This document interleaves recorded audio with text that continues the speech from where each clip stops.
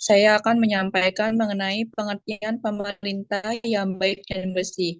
Secara umum, pengertian pemerintah yang baik dan bersih adalah segala hal yang terkait dengan tindakan yang bersifat mengarah, mengendalikan, atau mempengaruhi urusan publik untuk mewujudkan nilai-nilai tersebut dalam kehidupan sehari-hari.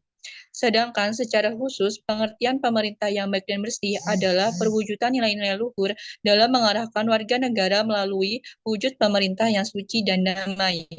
Prinsip pemerintah yang baik dan bersih dibagi menjadi 10 prinsip. Yang pertama yaitu partisipasi, yang mendorong setiap warga untuk mempergunakan hak dalam menyampaikan pendapat dalam proses pengambilan keputusan yang baik mengikuti masyarakat, baik secara langsung maupun tidak langsung. Yang kedua ada penegakan hukum, yang mewujudkan adanya penegakan hukum yang adil bagi semua pihak tanpa pengecualian, menjunjung tinggi HAM dan pemerintahan nilai-nilai yang hidup dalam masyarakat.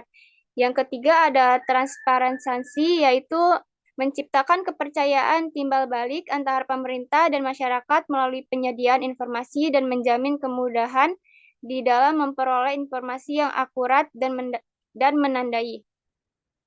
Yang keempat ada kesetaraan, yaitu memberi peluang yang sama bagi setiap anggota masyarakat untuk meningkatkan kesejahteraan. Yang kelima ada daya tangkap untuk meningkatkan kepekaan pada penyelenggaraan pemerintah terhadap akumulasi masyarakat tanpa terkecuali. Yang keenam ada wawasan ke depan, yaitu membangun daerah sesuai ulsi dan strategi yang jelas dan mengikuti setara warga dalam seluruh proses pembangunan sehingga warga merasa memiliki dan ingin bertanggung jawab terhadap kemajuan daerah. Yang ketujuh ada akuntabilitas. Perkembangan asas-asas umum pemerintahan yang baik.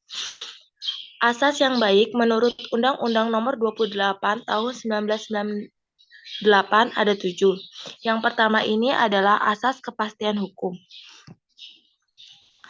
Asas kepastian hukum ini berguna untuk Asas kepastian hukum ini mengutamakan landasan peraturan perundang-undangan, kepatuhan maupun kebijakan penyelenggaraan negara. Yang kedua, asas tertib